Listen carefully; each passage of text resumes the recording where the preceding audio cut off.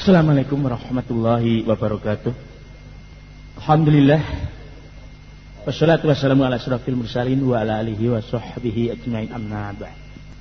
Akhwatul iman, para pemerhati dakta yang insyaallah mencari Allah. Alhamdulillah, hari ini hari Selasa tanggal 26 Oktober 99. Saya Ustadz Mahyudin Hadi Suratno berbincang-bincang dengan Ustadz Hakim bin Amit Abdad. Assalamualaikum Ustadz. Waalaikumsalam warahmatullahi wabarakatuh. Dan juga ditemani teman-teman Ustadz Ihsan dan Ustadz Yusrial. Hari ini kita akan berbincang-bincang tentang masalah Islam itu pada hakikatnya satu gitu loh Ustadz ya.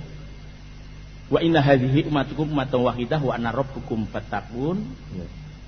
Fattaqatu amrahum bainahum zubura kullu hizbin bima ladaihim farihun fadzarhum fi ghamratihim hatta hin. Jadi pada hakikatnya Islam itu adalah agama yang satu, agama kamu semuanya gitu Ustaz ya, dalam surat 23 ayat 52 sampai 54. Nah, sementara ini banyak orang yang kadang-kadang ini begini Ustaz ya. Orang merasa golongan mereka yang paling benar, padahal belum tentu golongan mereka ini mengikuti kitabullah dan sunnah Rasul ya. Yang seharusnya kan ukuran kebenaran itu kan yang sesuai dengan perilaku apa yang dilaksanakan oleh Rasulullah dan para sahabat ya. Sehingga kadang-kadang itu mereka melihat salah satu justru orang itu nyunah istilahnya, tapi karena kebiasaan mereka tidak melaksanakan, akhirnya justru malah menganggap wah ini Islamnya lain, mazhabnya lain gitu loh. Nah ini bagaimana kira-kira menurut Ustadz Hakim sehingga masyarakat kita ini paham betul gitu kan ya. Jangan sampai masyarakat kita ini kalau berbeda dengan mazhabku, berbeda dengan kebiasaanku, falaysa minni gitu loh. Kadang-kadang kan begitu. Jadi gampang sekali menuduh bahwa barang siapa yang tidak mengikuti sunnahku bukan golonganku, tapi sunnah menurut versi dia ini bukan sunnah menurut apa yang dilaksanakan oleh Rasulullah gitu. Fadhal Ustaz.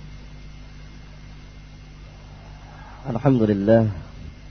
Nahmaduhu wa nasta'inuhu wa nastaghfiruh. Wa na'udzu billahi min shururi anfusina wa min sayyiati a'malina. Man yahdihillahu fala mudilla lahu ومن يضلل فلا هادي له وأشهد أن لا إله إلا الله وحده لا شريك له وأشهد أن محمدا عبده ورسوله أما بعد فإن خير الحديث كتاب الله وخير الحدي حدي محمد صلى الله عليه وعلى آله وسلم والشر الأمور محدثاتها وكل محدثات بدعة وكل بدعة ضلالة wa kullu dhalalatin finnar. Ayat yang tadi dibacakan oleh Ustaz tercantum di dua tempat di dalam Al-Qur'anul Karim. Yang pertama di dalam surat Al-Anbiya ayat 92 dan 93. Yang kedua tadi yang dibacakan yaitu tercantum dalam surat Al-Mu'minun ayat 52 dan 53. Menarik perhatian kita ayat yang mulia ini di dalam surat Al-Anbiya.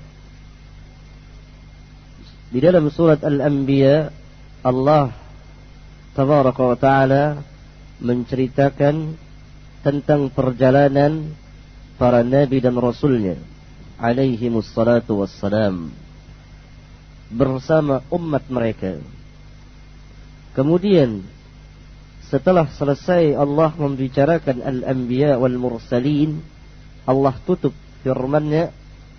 Kemudian Allah berfirman, inna hadhihi ummatukum ummatan wahidah wa ana rabbukum fa'budun.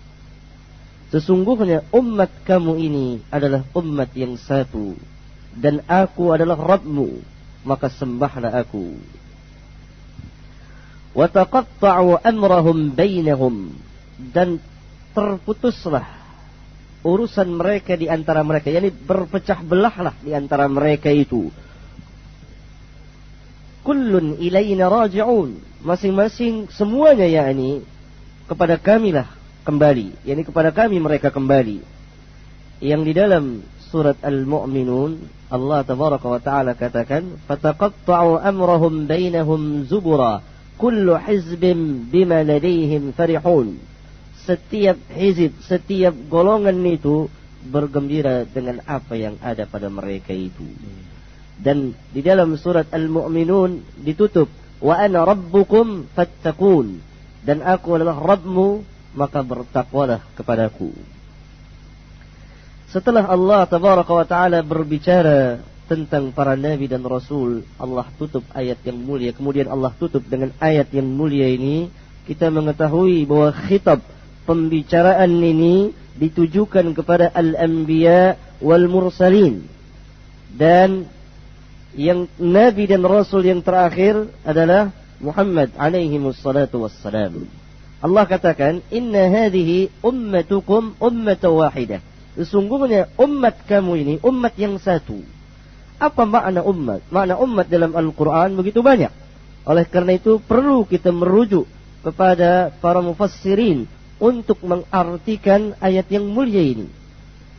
Para mufassirin telah mengartikan, menafsirkan ayat yang mulia ini. Di antaranya Abdullah bin Abbas yang terkenal dengan nama Ibnu Abbas mengatakan, ummatukum ay dinukum. Jadi artinya sesungguhnya agama kamu ini agama yang satu. Jadi ummah diartikan di sini din. Kamu di sini adalah al-anbiya wal mursalin. Berarti agama, seluruh agama para nabi dan rasul itu satu. Apa agamanya? Al-Islam itu sendiri. Kenapa Islam? Karena semua berdasarkan ayat yang mulia ini, bahwa semua agama para nabi itu sama. Agamanya adalah agama Islam. Karena agama Islam ini yang Allah turunkan kepada para nabi dan rasul. Firman Allah tabaraka wa ta'ala, inna ad-dina 'indallahil Islam. Sesungguhnya agama yang sah di sisi Allah adalah agama Islam. Syekhul Islam Ibn Taimiyah rahimallahu ta'ala mengatakan di sebagian kitabnya, di antaranya di dalam kitab Al-Ubudiyah, beliau mengatakan bahwa ayat ini bersifat umum untuk orang yang terdahulu dan yang terakhir. Inna ad-dina 'indallahil Islam itu. Berarti agama para nabi dan rasul itu satu, yaitu al-Islam. Dan Nabi SAW sendiri pun pernah bersabda, al-anbiya'u dinuhum wahid. Para nabi itu agama mereka adalah satu, yaitu al-Islam. Karena Allah tidak terima agama yang lain selain daripada Islam itu. Wa may yabtaghi ghayra al-Islam dinan fala yuqbal minhu wa huwa fil akhirati minal khasirin. Al-yawma akmaltu lakum dinakum wa atmamtu alaykum ni'mati wa raditu lakumul Islam dinan. Yang berbeda adalah syariatnya. Antara satu nabi dengan nabi yang lain mempunyai syariat yang berbeda. Syariat Nuh berbeda dengan syariat Ibrahim. Syariat Ibrahim berbeda dengan syariat Musa. Dan begitu seterusnya sampai Allah lengkapkan, cukupkan, sempurnakan dengan syariat yang Allah turunkan kepada Rasulullah alaihi salatu wassalam. Dan turunlah ayat yang mulia, al-yawma akmaltu lakum dinakum wa atmamtu alaikum ni'mati wa raditu lakumul Islam dinan. Pada hari ini aku sempurnakan bagimu agamamu, dan aku cukupkan nikmatku, dan aku redha Islam sebagai agama bagimu. Berarti lengkaplah syariat Rabbul Alamin. Karena apa? Karena sesudah Rasulullah tidak ada nabi dan rasul lagi. Maka Allah lengkapkan dan sempurnakan. Dan nabi yang mulia diutus untuk seluruh umat manusia. Dan Al-Quran merupakan mukjizat ilmiah yang dapat disaksikan kemukjizatannya pada di masa turunnya Al-Quran, yakni orang yang hidup di masa turunnya Al-Quran, dan orang yang hidup setelah itu, dan seterusnya sampai sepanjang zaman. Menarik perhatian kita ketika Allah tabaraka wa taala mengatakan al-yauma akmaltu lakum dinakum. Sempurna agama ini, sempurna syariat ini, dan lengkaplah ajaran Islam itu. Oleh karena itu kaum muslimin yang beragama dengan agama Islam, agamanya para nabi dan rasul, agamanya Ibrahim, agamanya Musa, agamanya Isa bin Maryam, agamanya Muhammad alaihi wassalatu wassalam, dan terakhir yang dibawa oleh Rasulullah SAW dengan syariat yang lengkap mengatur hidup dan kehidupan manusia. Oleh karena itu kaum muslimin tidak berhajat dengan segala peraturan yang dibuat oleh manusia, karena syariat ini telah mengatur hidup dan kehidupan manusia, orang per orang, keluarga, masyarakat, negara, dan lain sebagainya. Dalam masalah hukum, dalam masalah perekonomian, dan lain sebagainya. Diatur lengkap sekali syariat ini. Dia tidak menerima tambahan dan tidak menerima pengurangan. Karena syariat ini telah lengkap. Barang siapa yang memberikan ziyadat, tambahan-tambahan di dalam agama ini, apa yang tidak ada di dalam agama ini, maka pada hakikatnya, sengaja atau tidak sengaja, sadar atau tidak sadar, dia telah menentang ayat yang mulia itu. Dan dia telah menuduh Rasulullah berkhianat terhadap syariat.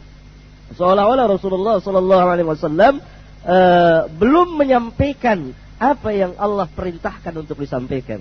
Oleh karena itu, Al-Imam Malik rahimallahu ta'ala pernah mengeluarkan satu perkataan yang patut dicatat dengan tinta emas. Beliau berkata dalam menafsirkan ayat al-yawma akmaltu lakum dinakum, man ibtada'a fil islam bid'atan yaraha hasanatan faqad za'ama anna Muhammadan sallallahu alaihi wasallam khana ar-risalah. Lianna Allah yaqul al-yawma akmaltu lakum dinakum. Fama yakunu yawma idzin dinan fala yakunu yawma idzin dinan. Oh, kama qala, saya agak lupa perkataannya. Yang artinya seperti ini. Barang siapa mengadakan sesuatu di dalam Islam, ini satu cara. Cara apa yang manibtada'a fil Islam? yakni membuat sesuatu cara yang tidak ada contoh sebelumnya. Yang tentu cara-cara di sini adalah cara-cara yang masuk di dalam agama, yang disandarkan kepada agama Islam. Walhal agama Islam ini telah kamil, telah sempurna. Kemudian orang yang memberikan tambahan-tambahan ini menganggap bahwa tambahan itu adalah hasanah, baik. Man ibtada'a fil Islam bid'atan yaraha hasanatan faqad za'ama anna Muhammadan sallallahu alaihi wasallam khana risalah. Maka sesungguhnya dia telah menuduh Muhammad sallallahu alaihi wasallam mengkhianati syariat, mengkhianati risalah. Kenapa dikatakan oleh Al-Imam Malik bahwa orang yang memberikan tambahan di dalam agama ini dan membuat sesuatu cara yang disandarkan dalam agama ini, yang dimasukkan ke dalam agama ini, Al-Imam mengatakan orang ini telah menuduh Muhammad SAW mengkhianati risalah, karena kalau ada tambahan-tambahan selain apa yang telah diterangkan Rasulullah, seolah-olah pertama agama ini belum lagi sempurna. Oleh karena itu Al-Imam Malik mengatakan li'anna Allah yaqul, karena sesungguhnya Allah telah berfirman, al-yawma akmaltu lakum dinakum, pada hari ini aku sempurnakan bagimu agamamu. Itu yang pertama. Yang kedua, dia menuduh bahwa Rasulullah SAW seolah-olah tidak lengkap dalam menyampaikan risalah min Rabbil Alamin itu. Seolah-olah ada yang disembunyikan oleh Rasulullah SAW. Yang ketiga, orang ini langsung tampil dan menempatkan dirinya sebagai syari', pembuat syariat itu sendiri yang menandingi Allah. Oleh karena itu, setelah Al-Imam Malik mengeluarkan perkataan ini, murid kesayangan beliau, yaitu Al-Imam Asy-Syafi'i pun mengeluarkan satu perkataan yang bagus sekali, yang patut dicatat, ditulis dengan tinta emas, yaitu perkataan beliau yang terkenal, man istahsana faqad syara'a. Barang siapa yang menganggap baik sesuatu perbuatan, maka sesungguhnya dia telah membuat syariat baru. Jadi orang yang memberikan ziyadat, tambahan-tambahan di dalam agama ini, yang tidak ada di dalam agama ini, yang tidak ada asal usul dalam agama ini, maka dia telah menempatkan dirinya sebagai pembuat syariat itu.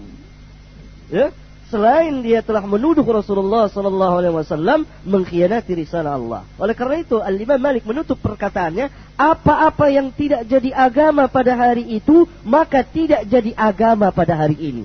Jadi perlu kita melihat mana yang masuk ke dalam bagian agama dan mana yang tidak masuk ke dalam bagian agama. Lihat, adakah masalah tersebut, adakah cara-cara tersebut ketika turunnya ayat yang mulia, Al-yawma akmaltu lakum dinakum, ada apa tidak? Andai kata tidak ada, maka dia tidak termasuk bagian agama. Kita melihat salat tahiyatul masjid ada tidak sewaktu turunnya ayat Al-yawma akmaltu lakum dinakum?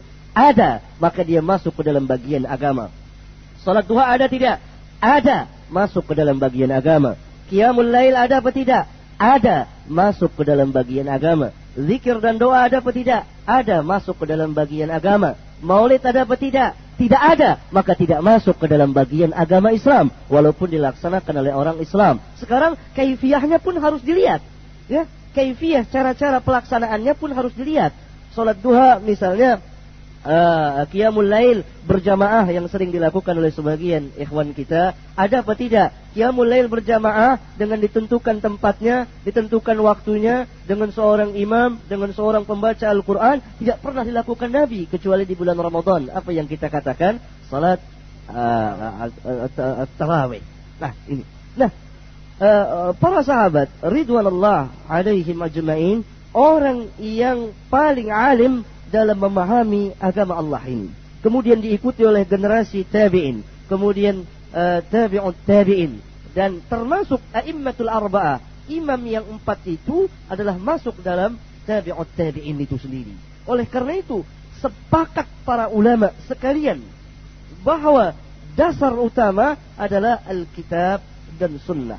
Apabila ada perkataan manusia yang bertentangan dengan Alkitab dan Sunnah, itu wajib ditolak siapa saja yang mengatakannya. Siapa saja yang mengatakannya, apabila perkataan itu bertentangan dengan Al-Quran dan Sunnah, wajib ditolak. Oleh karena itu para imam, Imam Abu Hanifah, Imam Malik, Imam Syafi'i, Imam Ahmad, tidak pernah mengajak manusia merujuk kepada madhabnya. Tidak pernah sama sekali. Manusia yang mengangkat mereka, yakni menentukan madhab-madhab untuk diikuti dalam kehidupan beragamanya sepanjang hayatnya itu. Tidak boleh kita mengikuti seseorang dalam keagamaan kita sepanjang hayat kita kecuali Nabi yang mulia alaihi salatu wassalam. Karena manusia tidak maksum dan Nabi maksum. Dan tidak boleh kita mengikuti satu jamaah untuk diikuti sepanjang hayat kita dalam keagamaan kita ini kecuali jamaah para sahabat ridwanullah alaihim ajma'in. Oleh karena itu para ulama kita, imam yang 4 dan lain sepakat, la tuqalliduni, jangan kamu taklid kepadaku. Maka generasi pertama, generasi kedua, generasi ketiga, mereka berpegang betul-betul dengan sunnah Nabi yang mulia. Kemudian datang satu generasi yang menjadikan madhab-madhab itu sebagai agama, yang mereka beragama dengan cara madhab itu. Golongan yang pertama. Golongan yang kedua adalah golongan kaum muslimin yang terbenam di dalam taklidul a'ma, taklid buta. Oleh karena itu orang-orang madhab, apabila datang sunnah yang sahih kepada mereka, yang menyalahi madhabnya, atau ada seseorang berpendapat seperti ini yang berpegang dengan sunnah, dia akan mengatakan imam ini berkata begini, imam ini berkata begitu. Dia tidak melihat kepada sunnah. Bukankah Imam Syafi'i berpendapat begini? Bukankah Imam Malik berpendapat begini? Orang ini lupa akan wasiat al-Imam Syafi'i, idza sahhal hadis fahuwa madhhabi. Apabila sahih hadis tersebut, maka itulah madhabku. Dan para ulama itu senantiasa memulangkan kepada hadis yang sahih. Oleh karena itu tidak peduli apakah ada 3 imam, ada 2 imam menyalahi satu imam yang berpegang dengan sunnah, maka imam yang berpegang dengan sunnah itulah yang benar. Dan orang-orang madhabiyah yang ta'assub madhabiyah dan memulangkan segala sesuatu kepada madhab, dan madhab itu mereka jadikan sebagai agama mereka, yang mereka beragama dengan madhab itu, selalu memulangkan, menghadapkan perkataan Allah dan Rasulnya dengan kaul fulan dan fulan. Begitu. Jadi barangkali itulah yang dikatakan fataqatu amrahum bainahum zubura kullu hizbin bima ladaihim farihun. Dan mereka 2 golongan ini, yakni golongan yang ta'assub madhabiyah menjadikan mazhab sebagai agama mereka. Saya maksud menjadikan mazhab sebagai agama. Karena segala persoalan keagamaan dipulangkan ke dalam mazhab itu sendiri. Ini berarti menjadikan mazhab itu sebagai agama mereka, yang mereka beragama di situ. Yang kedua, taklidul a'ma, terbenam dalam taklid buta. Sehingga yang mereka lihat bukan lagi dalil, tetapi kaul fulan, fulan, fulan, dan fulan. Kalau seorang membawakan dalil yang sahih, bisa akan dihantam dengan perkataan, oh ini permasalahan, ini imam ini berkata demikian. Ini kan hanya satu imam yang berpendapat begini. Ada misalnya berapa imam. Ini perkataan bukan perkataan ilmi yang bertentangan dengan wasiat para ulama itu. Bahwa seseorang itu harus merujuk kepada Alkitab dan Sunnah. Dan memang jika dikatakan bukankah masing-masing imam itu ada hujjah, ada dalilnya, sahih, betul. Tetapi kita mengetahui bahwa tidak seluruh hadis sampai kepada imam itu, dan mereka telah berselisih. Apa yang menyebabkan perselisihan mereka itu? Al-Imam Syekhul Islam bin Taimiyah rahmatullahi alaihi rahmatan wasi'atan memberikan penjelasan di kitabnya yang sangat bagus sekali, yaitu Raf'ul Malam 'anil a'immatil a'lam. Beliau menjelaskan beberapa sebab terjadinya perselisihan ulama. Di antaranya pertama, hadis belum sampai kepada salah seorang imam, sehingga dia berfatwa menyalahi hadis tersebut. Dan memang mereka berfatwa karena mereka telah memenuhi persyaratan fatwa. Itu nanti akan saya jelaskan, ya. Yang kedua, hadis sampai kepada mereka tetapi dari jalan yang dhaif, bukan dari jalan yang sahih. Seperti hadis mengenai larangan perempuan haid masuk ke dalam masjid, sampai kepada sebagian imam menurut jalur yang dhaif, dan mereka tidak mengetahui itu, atau mereka menyangka bahwa itu kita tidak bisa mempertahankan kaul imam itu. Ini berarti kita telah menjadikan mazhab itu sebagai agama kita, yang kita beragama dengan mazhab itu, bukan kita beragama dengan qala Allah qala Rasul, qala Allah qala Rasul. Seharusnya kita beragama dengan qala Allah qala Rasul. Dan Al-Imam Asy-Syafi'i dalam sebagian pandangannya itu menyendiri, menyalahi pendapat jumhur ulama. Alangkah bagusnya ketika Al-Imam Ibnu Hazm, seorang imam besar di kalangan para ulama kita, dan beliau tinggal di Andalus, Spanyol. Ketika beliau berpendapat sesuatu dan menyalahi jumhur ulama, datang seseorang dan mengatakan kepada Al-Imam Ibnu Hazm, jumhur ulama berpendapat demikian, yakni berbeda dengan pendapatmu. Apa jawab Imam Ibnu Hazm? Kita tidak diperintah mengikuti jumhur.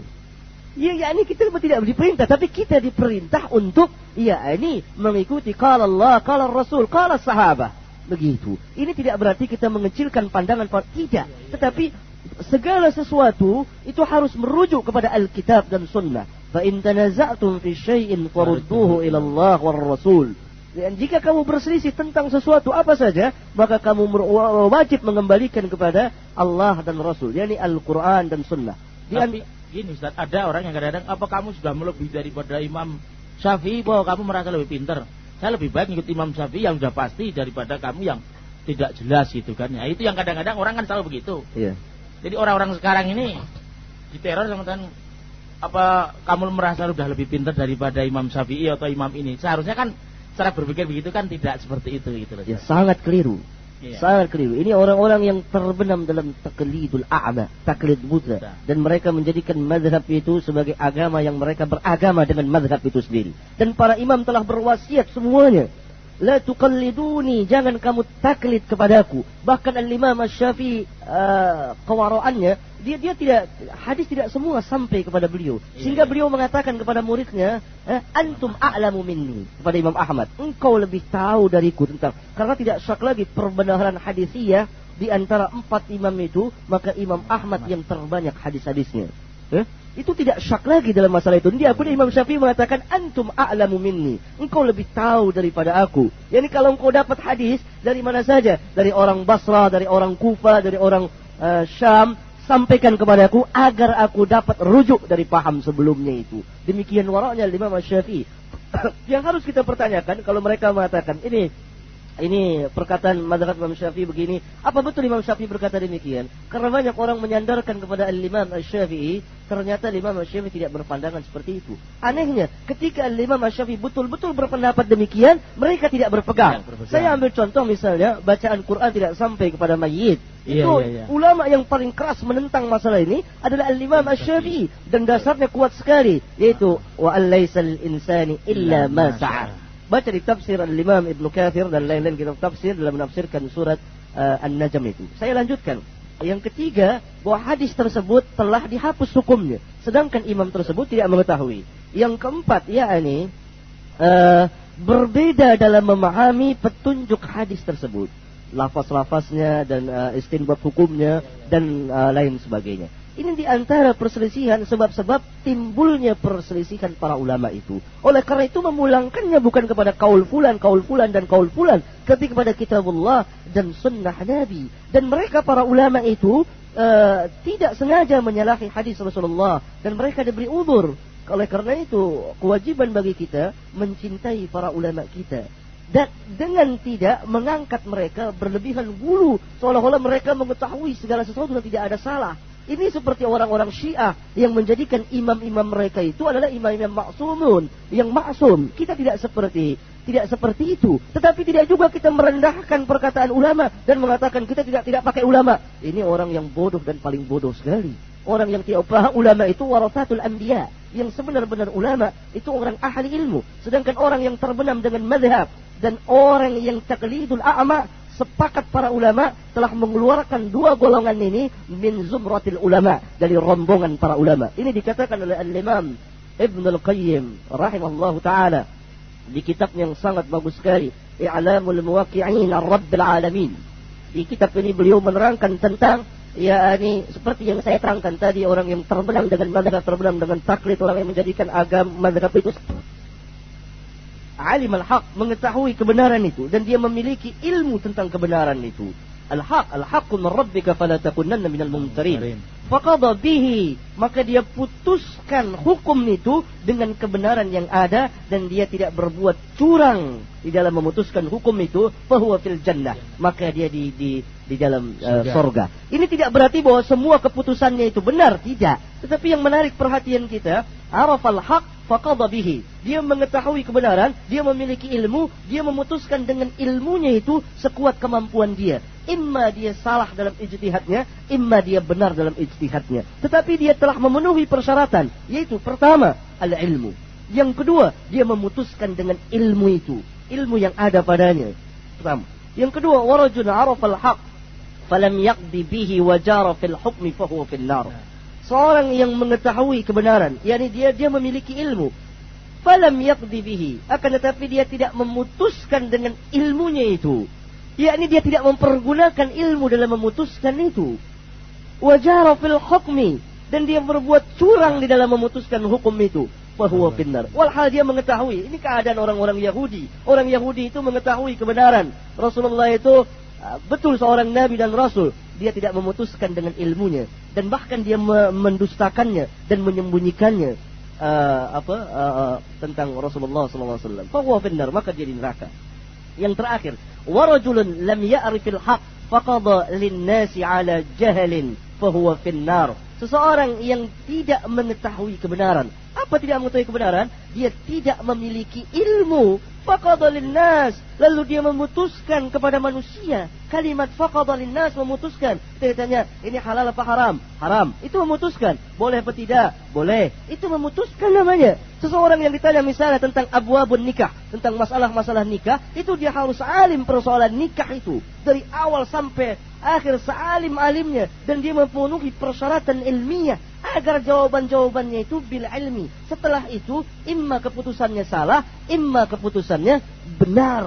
Kalau dia tidak memiliki persyaratan ini dan hanya tahu ala kadarnya, gitu. Sekarang kan ala kadarnya. Semua orang berbicara tentang din. Atau melihat sebagian daripada golongan kita buka kitab Riyadhus Shalihin, dia syarahkan Riyadhus Shalihin kada wa kada, Nabi begini maksud hadis begini. Allahu Akbar. Dari mana dia mengetahuinya itu? Apa dia telah memperoleh ilmu tentang itu? Dan itu banyak. Ya? Wa rajulun lam ya'rifil haqqa faqada lin-nas. Lalu dia memutuskan kepada manusia ala jahalin. atas kebodohannya itu, fahuwa finnar, maka dia itu di neraka. Oleh karena itu para ulama ketika mensyarahkan hadis ini mengatakan zahirnya hadis yang mulia ini, meskipun keputusan si jahil ini benar, tetap dia berada di dalam neraka itu. Al-Imam Abu Dawud rahimallahu taala meriwayatkan sebuah hadis bi sanadin hasan insyaallah taala, dengan sanad yang hasan. Rasulullah sallallahu alaihi wasallam bersabda, "Man uftiya bi ghairi ilmin kana ithmuhu 'ala man aftahu." Barang siapa diberi fatwa bi ghairi ilmin, dengan tanpa ilmu, kana ithmuhu 'ala man aftahu, maka dosanya ditanggung oleh orang yang memberi fatwa itu. Jadi, ini orang ini tidak tahu, kaum kita ini tidak mengerti, kurang mengerti, termasuk kita pelakunya, kurang mengerti bagaimana kita harus berbicara tentang din agama Allah ini, agar tidak terjadi kerancuan seperti ini. Karena kalau orang yang tidak mengerti itu berbicara tentang din, permasalahan-permasalahan din, itu lebih banyak mudaratnya dari manfaatnya itu. Ini seperti tamtsil tentang khomer. Khomer itu Allah katakan dengan judi, khomer dan judi itu ada bermanfaat bagi manusia. Tetapi mudaratnya itu mengalahkan manfaatnya itu sendiri. Ini oleh karena itu diancam keras oleh Rasulullah alaihi salatu wassalam. Ada kejadian yang menarik. Diancam keras oleh Rasulullah seperti hadis tadi. Man uftiya bighairi ilmin. Barang siapa yang diberi fatwa dengan tanpa ilmu, kana itsmuhu 'ala man aftahu. Dosanya ditanggung oleh orang yang memberi fatwa itu. Baru satu kejadian, coba kita ambil contoh. Al-Imam Abu Dawud meriwayatkan sebuah hadis dari jalan Ibnu Abbas, ya. Dan hadis ini ada beberapa jalan dan insyaallah bisa terangkat sahih atau aqal atau kurang-kurangnya hasan. Ketika sebagian sahabat Nabi mengadakan di dalam satu perjalanan, lalu salah seorang itu terluka kepalanya. Kemudian dia terkena janabah. Lalu dia bertanya kepada sebagian sahabatnya, adakah rukhsah bagi saya untuk tayammum? Dijawab, tidak ada, karena engkau sanggup mandi. Mandilah orang itu. Qadar Allah, mati dia. Kemudian kabar itu disampaikan kepada Nabi. Marah Nabi. Qataluhu, kata Nabi. Mereka telah membunuh orang itu. Jadi menyebabkan dia mati. Qatalahumullah. Celaka mereka itu. Kenapa mereka tidak mengetahui ketika mereka tidak mengetahui? Kenapa mereka tidak bertanya ketika mereka tidak mengetahui? Innamas su'al syifa'ul 'ayyi. Karena bertanya itulah obat kebodohan itu. Ini baru dalam satu masalah tayammum. Di negeri kita ini orang berbicara tentang seluruh permasalahan din. Siapa saja beradang ala akidah. Bagaimana manusia-manusia itu dijerumuskan tentang akidahnya. Dan mereka dibunuh pada hakikatnya itu. Sebagaimana kata Nabi, qataluhu, mereka telah membunuhnya itu. Jadi menyebabkan orang itu baru satu fatwa tentang tayammum. Bighairi ilmin, dengan tanpa ilmu itu. Walhal itu sahabat. Sahabat itu yang dimarahi oleh Nabi. Dan dimarahi dengan keras sekali. Karena mereka sebagian telah berbicara bighairi ilmin, dengan tanpa ilmu. Sadarlah mereka itu. Oleh karena itu mereka menjadi orang-orang yang wara. Dan kalau berkumpul di antara mereka itu, maka kalau salah seorang ditanya, mereka ingin saudaranya yang bertanya. Yang menjawab. Dan begitu seterusnya. Tak mau, saking wara. Oleh karena itu Ibnu Abbas mengatakan, setiap orang yang berfatwa kepada manusia, menjawab segala pertanyaan yang ditanyakan kepadanya, la majnun, orang itu gila pada hakikatnya itu. Karena apa? Bagaimana orang-orang ini mengadakan soal wal jawab, berfatwa setiap dalam permasalahan din tanpa persyaratan ilmiah yang ada itu? Apa tidak membinasakan manusia itu? Dan apa mereka tidak merasa melihat diri mereka sudah mampu atau tidak? Sekarang ini anehnya itu sambil belajar gitu. Jadi ngajar sambil belajar. Jadi belajar bareng dengan muridnya itu sendiri. Allahu Akbar. Marang, jadi mana? Iya, saya sambil belajar gitu. Jadi supaya saya sering ngulang. Nah ini dia. Seperti itu. Ali bin Abi Thalib pernah datang kepada seorang qadi. Dia kata, Ali bertanya, ini dikeluarkan oleh Imam Baihaqi, saya ada mencatat, kitabnya saya tidak bawa, saudara. Ali bertanya kepada qadi ini, kamu tahu tidak nasikh mansukh? Tidak tahu. Apa jawab Ali? Halakta wa ahlakta. Binasa engkau dan engkau membinasakan orang lain. Jadi kalau qadi itu nanti akan berfatwa, menjawab pertanyaan. sedangkan dia tidak mengetahui salah satu cabang saja dalam ilmu tafsir. Maka kata Ali apa? Halakta wa ahlakta. Binasa engkau dan engkau akan membinasakan orang lain itu. Banyaklah saudara-saudara kita disembelih. Oleh karena itu, maka jadilah seperti yang sekarang ini. Itu barangkali itu. Wallahu a'lam. Saya baca di Ibnu Katsir itu dalam pembukaan juga begini, Ustaz. Tapi barang siapa yang mengerti suatu ilmu tapi disembunyikan, maka nanti bilijami minan nar, itu akan dikendalikan dengan api neraka. Nah, kalau contohnya permasalahan umat ini sekarang ini tidak mengerti bab wudu. Kita mengerti tentang bab wudu. Nah, kita terangkan begitu. Jangan sampai kita mengerti tentang bab wudu terus kita sembunyikan gitu. Akhirnya mereka tidak mengerti terus itu. Atau yang menurut kita pemahaman selama ini karena fanatisme kepada mazhab itu ketika kecil belajarnya Safinah, terus Fathul Qorib, Fathul Mu'in gitu. Sehingga memang mereka dari kecil itu disiplin ilmunya masalah mazhab satu golongan tertentu dan tidak dilengkapi dengan Quran dan Sunnah. Kalau kita membaca Fathul Qorib kan pokoknya kola gini, tidak diterangkan ini Qurannya, ini hadisnya. Nah, sehingga sampai dewasa itu ketika beliau itu berfatwa, bisa saja menurut pendapat saya adalah seperti ini, bukan sesuai dengan Quran dan Sunnah. Bahkan ketika ketemu dengan orang yang berbicara sesuai dengan Quran dan Sunnah malah kaget gitu loh. Nah, ini bukan mazhab kita begitu loh. Nah, ini permasalahan gitu, Ustaz. Ada tambahan dikit, Tad. Nambung pertanyaannya Pak Mahyudin tadi. Terus kalau ilmu kita pas-pasan tekak gitu, Tad. Tapi ada orang yang punya problem, ada masalah, mereka minta penjelasan jawaban dari kami.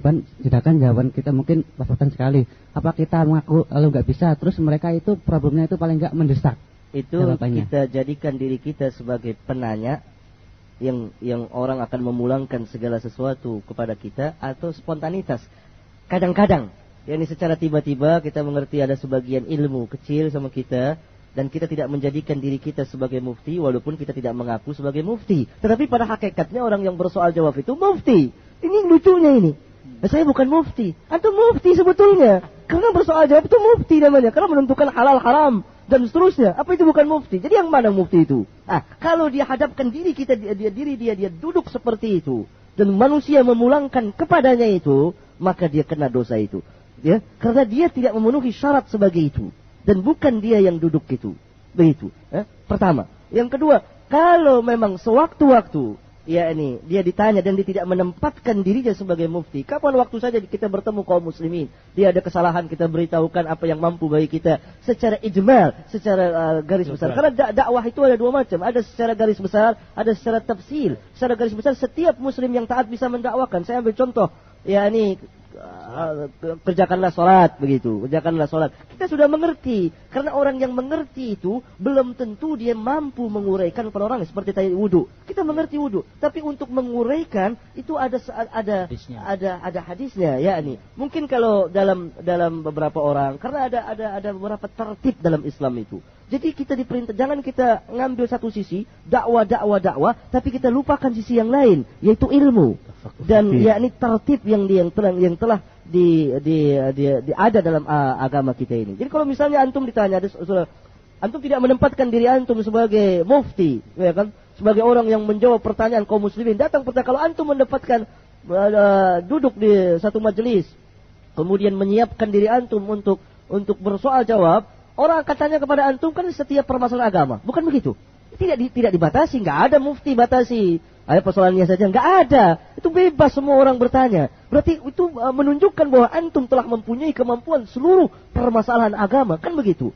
Kan begitu. Ini yang terjadi kerancuan. Tapi kapan waktu saja, kalau antum tidak menempatkan diri antum seperti itu, yang kita salahkan itu, yang disalahkan oleh agama itu sendiri, dan apa yang telah diterangkan oleh para ulama, kaum kita ini menempatkan sebagian dari mereka itu menjadi mufti itu sendiri sebelum mereka menjadi mufti itu sendiri, atau apalah namanya itu menurut bahasa kita, tapi yang jelas menurut bahasa din kita itu sebagai orang yang memberikan fatwa itu. Karena pertanyaan-pertanyaan itu ada yang muskil, ada yang memerlukan ijtihad, ada yang terjadi khilaf bainal ulama dan lain-lain, dan itu membutuhkan satu kemampuan, dan bukan hanya menukil.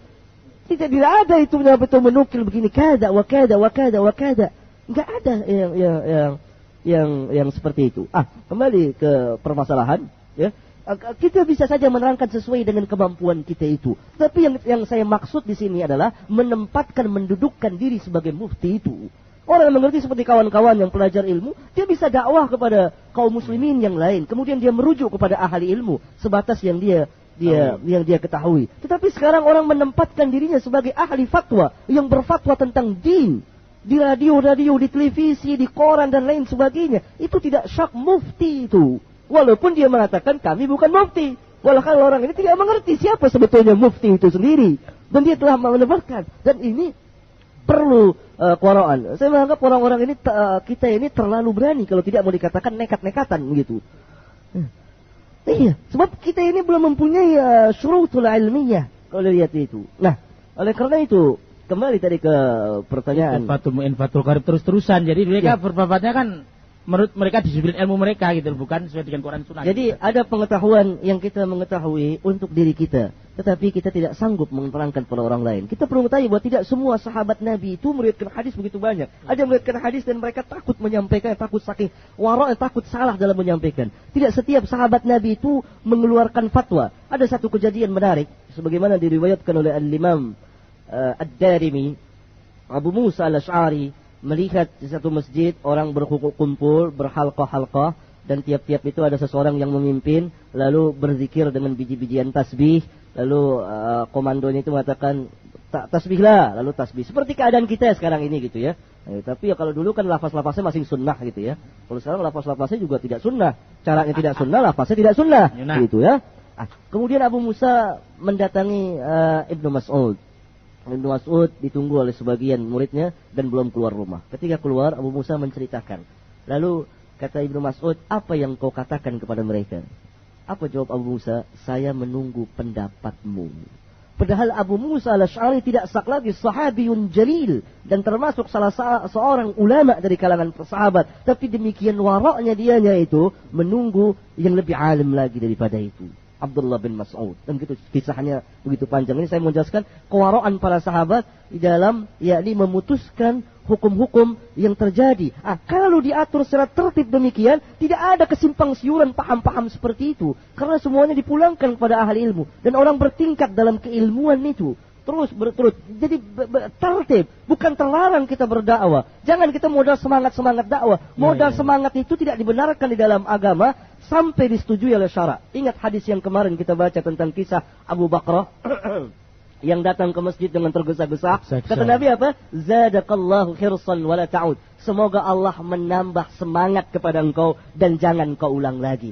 Abu Bakar itu sangat semangat sekali untuk mendapatkan takdirnya imam. Tapi bermodalkan semangat saja tidak cukup, harus didukung dengan ilmu dan persetujuan dari syarak. Contoh yang lain, hadis dikeluarkan oleh Imam Al-Bukhari dan Muslim. Ketika terjadi peperangan di antara sahabat dengan orang-orang kafirin, ada orang kafir yang mengucapkan la ilaha illallah, lalu dibunuh juga oleh sahabat. Khalid. Usamah, ada sebagainya. Lalu apa itu bukan semangat yang tinggi untuk membela Islam sahabat itu, tapi tetap disalahkan oleh Rasulullah sallallahu alaihi wasallam. Sahabat itu tidak perlu ditebas leher orang kafir walaupun dia telah mengucapkan la ilaha illallah. Semangat apa yang lebih besar daripada semangat sahabat ridwanullah alaihim ajma'in? Tapi modal semangat saja tidak cukup, harus persetujuan dari syarak dan ilmu itu sendiri. Semangat saja untuk berdakwah, semangat saja untuk memperbaiki kaum muslimin, tetapi dia tidak memperbaiki diri sendiri. Ya, saya maksud melengkapi persyaratan ilmiah itu tidak cukup. Dan ini terjadi kekacauan demi kekacauan. Itu bisa bayangkan fatwa-fatwa bertebaran sekarang dalam masalah menyeluruh permasalahan din itu. Adapun bagi ahli ilmu, yakni apabila dia ditanya tentang sesuatu ilmu yang betul-betul ahli ilmu, kemudian dia menyembunyikannya, baru terkena hadis yang mulia itu. Tapi orang yang tidak memiliki persyaratan dan dia tidak mengetahui dan dia khawatir nanti tersalah karena ini berbicara tentang kalamullah dan kalam Rasul, perkataan Allah dan perkataan Rasul, dia sukut dan dia diam, dia bilang saya tidak tahu. Karena kalau dia paksakan juga, maka dia termasuk orang-orang yang memberatkan diri. Oleh karena itu salah satu orang yang berfatwa kepada manusia, ada 3 kata sebagian sahabat, saya tidak ingat sekarang ini, tapi salah satunya adalah manusia yang dungu dan memberat-beratkan diri itu sendiri. Alhamdulillah. Tinggal berapa menit lagi, Ustaz? Kita bisa buka untuk di rumah para penanya. Kami persilakan. yang akan. Assalamualaikum warahmatullahi wabarakatuh. Waalaikumsalam warahmatullahi wabarakatuh. Dari Ibu Yusni Pondok Kelapa, Pak Ustaz. Silakan. Itu yang Bapak Ustaz terangkan tadi, itu yang terjadi di Indonesia hampir menyeluruh. Ustaz-ustaz yang menerangkan hukumnya begini-begini, padahal mereka tidak begitu mengetahui, tidak mendalami hadis-hadis dan ilmu-ilmunya. Bagaimana kita membersihkan hal-hal yang seperti ini supaya kembali kepada ajaran yang sebenarnya, Pak Ustaz? Karena ini udah berurat berakar. Apa usaha-usaha untuk melaksanakan, untuk membersihkan hal yang salah ini, Pak Ustaz? Iya. Itu aja. Terima kasih. Assalamualaikum warahmatullahi wabarakatuh. Waalaikumsalam warahmatullahi wabarakatuh. Pertanyaan yang sangat bagus sekali. Ya, ini kita harus adakan satu yakni cara, itu cara tarbiyah dan tasfiyah, pendidikan dan pembersihan.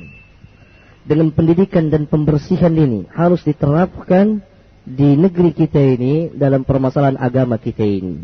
Ya.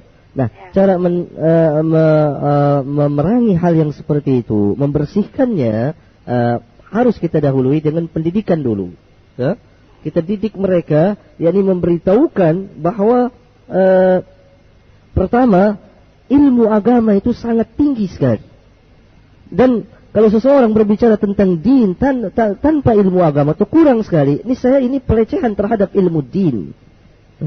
Jadi kita harus perhatikan dari bagaimana caranya merujuk kepada Al-Quran dan Sunnah yang disyarahkan oleh para ulama kita. Seperti tadi lihat perkataan Ali bin Abi Thalib kepada seorang qadi yang tidak mengetahui salah satu cabang ilmu tafsir saja. Ali telah mengatakan halakta wa ahlakta, binasa engkau dan engkau akan membinasakan orang lain dengan fatwamu itu. Itu baru salah satu cabang dari ilmu tafsir yang ada beberapa cabang. Karena orang ini telah menempatkan dirinya sebagai qadi. Itu yang pertama. Jadi memperlihatkan kepada kita, kepada kaum muslimin tentang tingginya ilmu din, ilmu agama ini. Dan tidak setiap orang berbicara secara keseluruhan tentang permasalahan agama, kecuali orang-orang tertentu saja yang berbicara itu sebagai qadi, sebagai mufti, dan yang lain itu nanti akan mengikutinya. Dan begitu berputarnya.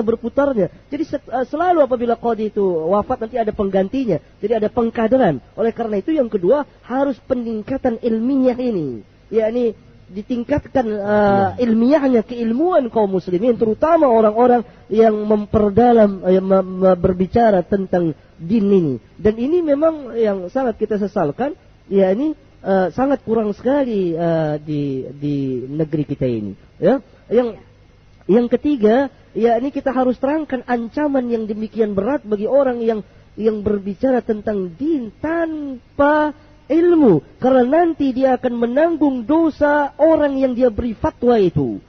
Tadi ada hadis, man uftiya bighairi ilmin kana ithmuhu ala man aftahu. Barang siapa diberi fatwa, banyaklah manusia diberi fatwa bighairi ilmin, dengan tanpa ilmu. Manusia yang diberi fatwa itu yang mengerjakan saja, baik itu benar apalagi salah.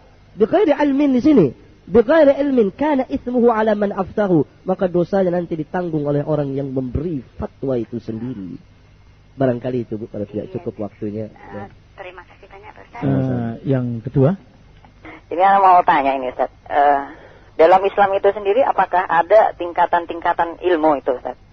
Yang kedua, yang dimaksud apa tingkatan ilmu? Tingkatan ilmu apa, kita misalnya ingin memberikan satu pengetahuan kita. Penguasaan ilmu barangkali. Apa? Penguasaan tentang ilmu itu sendiri. Ya, mungkin seperti itu. Ya jelas dong, jelas. Tentunya ya ini tidak sama yang mujtahid dengan yang bukan mujtahid, dan seterusnya. Tergantung dari penguasaan orang tersebut terhadap ilmu.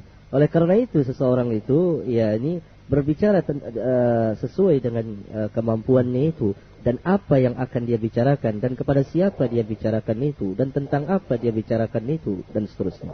Oh, ini terus yang kedua, misalkan kita mendapatkan satu keterangan mengenai satu permasalahan din, itu kita mendapatkan satu keterangan dari hadis dan sudah ditakhrij gitu misalnya Ustaz. Yeah.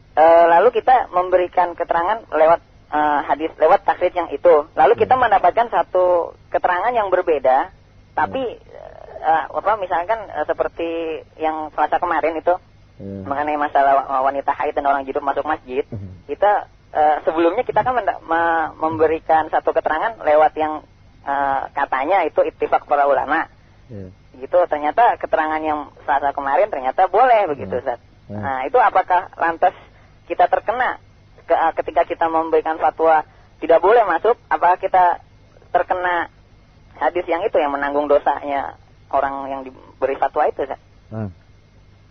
Permasalahannya berbeda karena permasalahan ikhtilaf di antara ulama. Hanya di sini yang perlu saya tekankan dari pembicaraan kita dari awal sampai akhir, mendudukkan diri sebagai mufti dan sebagai qadi itu sendiri. Oleh karena itu, ya ini salah satu tadi syarat seorang sebagai qadi dan penjawab umum untuk kaum muslimin yang ribuan, yang puluhan ribu itu, dan dia berbicara secara ammah, secara umum di hadapan kaum muslimin, dia harus memenuhi beberapa persyaratan itu. Di antara syarat-syaratnya adalah yakni mengetahui aqawil as-sahabah, perkataan-perkataan para sahabat. Yang dimaksud adalah muqaranatul madahib, perbandingan pandangan di antara para ulama. Apabila ini tidak dikuasai, maka yang tadinya ada perselisihan akan dikatakan tidak ada perselisihan, atau sebaliknya. Jadi taksir, ada pengurangan ilmiah di situ. Tentu saja dengan sebab ini maka nanti akan timbul keekstriman. Ya, ini kalau ada orang berpaham, ya ini boleh perempuan misalnya masuk masjid, wah bisa-bisa nanti ada yang seorang ekstrim, wah ini sesat ini paham ini. Seperti begitu juga kaum kita dididik ini yang lebih daripada itu, ya kaum madhabiyah dan para muqallidun.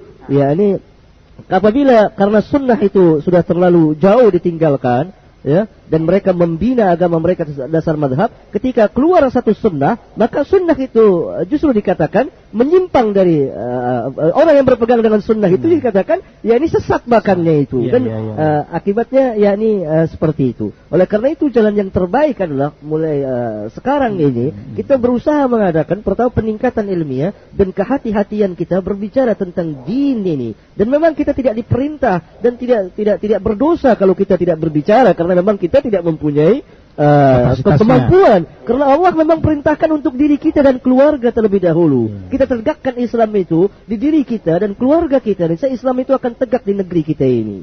Qu anfusakum wa ahlikum nara. Allah berfirman lagi, wa'mur ahlaka bis-shalah wastabir 'alaiha. Perintahkan ahlimu untuk salat dan sabarlah dalam merintahkan itu. Oleh karena itu perlu ada peningkatan.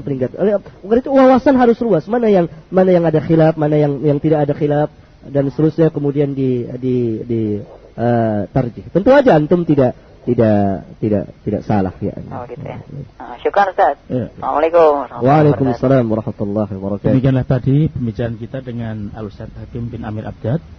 Mudah-mudahan para pemerhati data setiap hari Selasa sore kita bisa memahaminya. Dan karena waktunya sudah hampir maghrib Ustaz, mari kita tutup pertemuan ini dengan doa kafaratul majlis. Subhanaka Allahumma wa bihamdika asyhadu an la ilaha illa anta astaghfiruka wa atubu ilaik. Assalamualaikum warahmatullahi wabarakatuh. Waalaikumsalam warahmatullahi wabarakatuh.